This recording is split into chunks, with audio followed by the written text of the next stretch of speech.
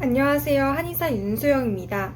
오늘은 앤서니 버지스의 소설 시계 태엽 오렌지를 소개해드리려고 하는데요. 소설보다는 아마 스탠리 큐브릭 감독에 의해 제작된 영화로 더 익숙하실 거라고 생각이 됩니다.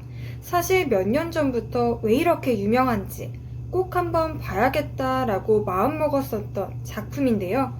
생김새, 표정부터 시작해 하는 행동까지 그야말로 다 혐오스러운 주인공 알렉스 덕분에 개인적으로는 영화의 초반부까지만 보고 관두기를 몇 번이나 반복했는지 모르겠습니다. 영화 자체는 이렇게 시선을 뺏는 잔인하고 극악무도한 행동들로 인해 보기까지의 걸림돌들이 좀 있긴 하지만 단순한 오락 영화로 치부하기엔 과연 인간의 자유의지를 통제하는 것이 옳은가 하는 인간의 자유의지와 또 도덕의 의미를 묻고 있는 20세기의 문제작입니다. 그럼 지금부터 본격적인 영화 소개 시작하도록 하겠습니다.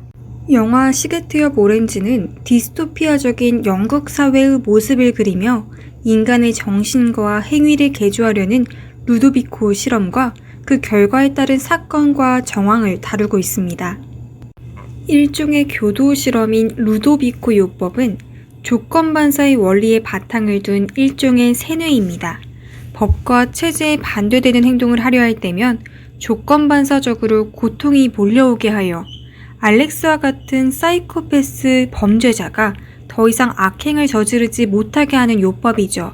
자유의지를 상실하게 하는 이 루도비코 요법은 눈에 보이지 않는 족쇄를 채우는 것과 다름이 없습니다.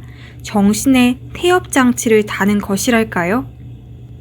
좀 더 자세하게 말씀드리면 루도비코 요법은 알렉스의 비기관화된 신체, 즉 기계처럼 획일화되어 있지 않은 자유 상태의 신체에 그가 좋아하던 베토벤 음악을 강제로 듣게 함으로써 오히려 역의 방식으로 정신적, 육체적인 고통을 가해 그 신체를 기관화시키는 방법인데요. 즉 신체를 질서화, 구조화시키겠다라는 것이죠. 인간의 의식과 육체의 완전한 이중화 상태를 만들겠다라는 것으로, 다시 말해 우리 몸속에 흐르고 있는 에너지 흐름이 한 방향으로 작동되도록 하는 폭력인 것입니다. 실제로 세계, 삶, 신체는 하나의 단일한 정체성을 지닌 것이 아니라 복수적이며 다층적인 형태를 지니지만 루도비코 요법을 통해 교도하고자 하는 이 권력자들은 육체적 사랑, 음악을 제어하기 어려운 폭력성과 동일시하며 통제되어야 할 대상으로 간주하죠. 이러한 정부의 방침은 폭력적 인간의 욕망을 억압하고 무력화시키려는 또 다른 폭력장치이며 알렉스의 개인 욕망에 가하는 국가 권력의 폭력인 것입니다. 소설의 제목처럼 인간의 정신에 태엽장치를 달아서 인간을 완전히 통제하는 것, 과연 옳은 일일까요? 폭력은 나쁘지만 폭력을 행사할 자유의지를 뺏는 건 나쁜 일이 아닌가 하는 생각. 또 하지만 폭력을 행사할 자유의지는 나쁜 자유의지인데 이 나쁜 자유의지만을 빼앗는 게 과연 나쁜 일인가 하는 생각을 할 수가 있겠죠. 이것이 바로 유토피아로 가는 길일지도 모르는데 말입니다. 물론 그러기에 인간은 너무나 사악해서 권력자들의 국가 통제에 악용될 여지가 너무나도 많긴 하지만 말이죠. 영화의 전반부 알렉스가 저지르는 미친 악행들을 보면 인간의 자유의지가 얼마나 극단적인 모습을 보이는가에 대한 걱정을 하지 않을 수 없지만 내가 하고 싶은 것을 하는 자유의지는 무엇보다 중요한 기본권이 아닌지, 악을 선택하는 사람이 강요된 선을 받아들여야 하는 사람보다 낫지 않나 하는 생각이 듭니다. 하지만 다른 한편으로는 윤리적인 선택을 내릴 수 있는 능력, 즉 자유의지를 제거당하겠다라는 선택을 내릴 때 진정으로 선을 선택한 것인지도 모르겠습니다. 영화의 줄거리상 우리의 주인공 알렉스는 소설가 F. 알렉스를 만나게 되는데요.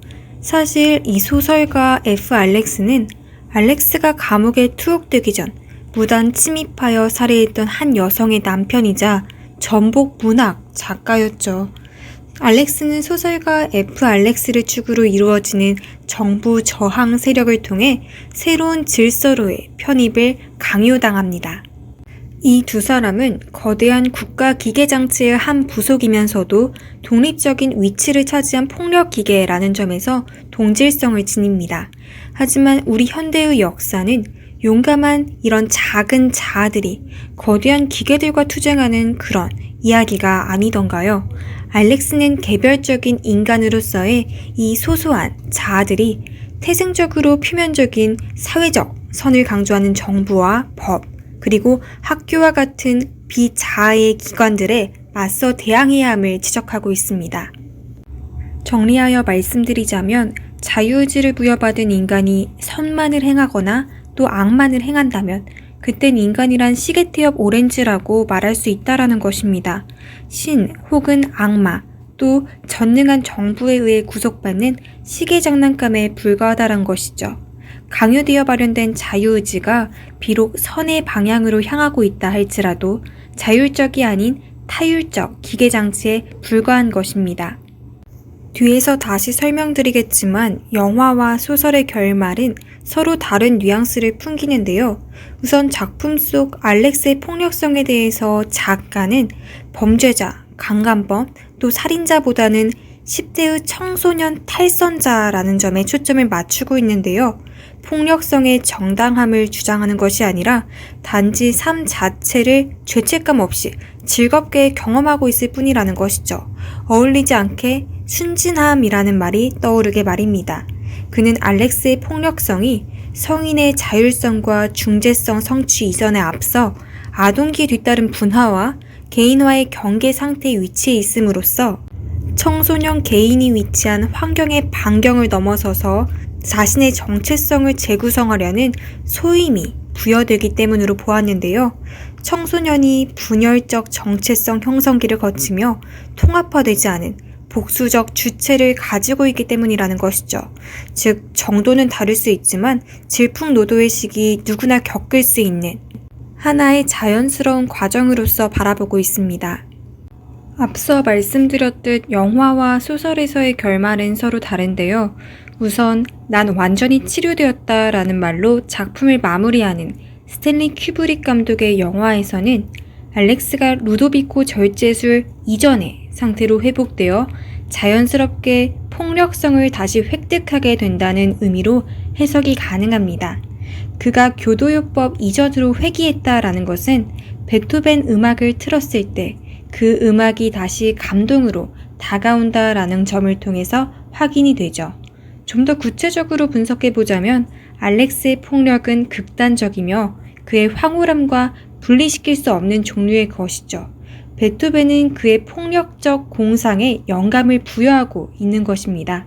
음악의 예술적 폭력성은 예술이라는 본질적으로 기관화되지 않은 신체, 즉 자유로움에서 발산되는 폭력성이라는 특성을 가지죠. 어떤 상대와 만나도 무차별적 폭력이 가능한 이 폭력성은 결코 교정이 될 수 없는 그 무엇이라는 씁쓸함을 안겨주는 결말인 것입니다. 하지만 소설에서의 결말은 보다 긍정적입니다. 온갖 극악무도한 짓을 하다가 교도소에 가고 거기서 루도비코 요법으로 정신을 통제당하고 또 결국은 그 통제에서 풀려나는 등 우여곡절을 겪은 우리의 알렉스는 마지막에 18살이 되면서 갑자기 성숙의 순간이 찾아온 것 마냥 문득 이 짓거리도 이제 그만 때려치고 어른이 되어야 되겠다고 생각하며 끝이 납니다. 변화되어 있는 외부적 환경과 자신의 일상을 되돌아보며 삶에 대해 긍정적 태도를 보이는데요.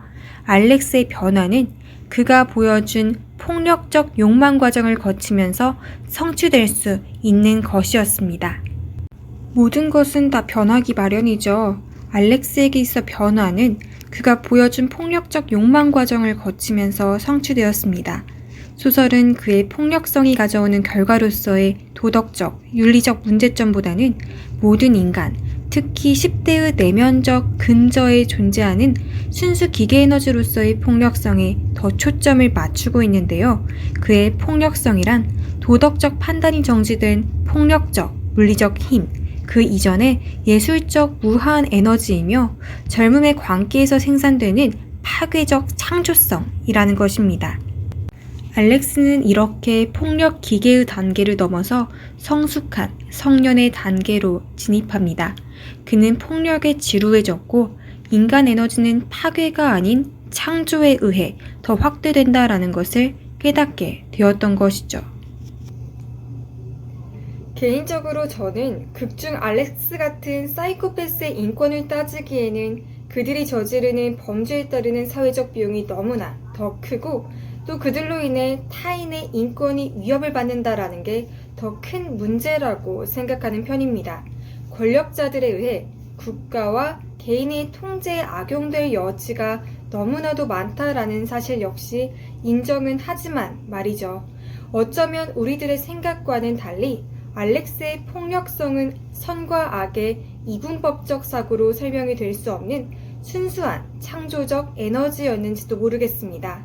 또 태어나려는 자는 하나의 세계를 깨뜨려야만 하는 것처럼 새로운 것의 창조를 위해서는 파괴적 힘이 동반되어야만 하는지도 모릅니다.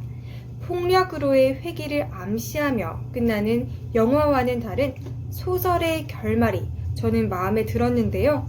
도덕적 논란의 소지가 많은 이 알렉스의 개인 욕망에 가하는 국가 권력의 폭력과는 별개로 변화라는 건 주체의 그 폭력적 욕망 과정을 거치면서 성취된다는 사실, 내 운명은 결국 외부의 환경에도 불구하고 주체적인 힘에 의해 결정된다라는 이 자명한 사실이 안도감을 주었기 때문이 아닌가 하는 생각이 듭니다. 그럼 지금까지 영화 소개 마치도록 하겠습니다. 들어주셔서 감사합니다.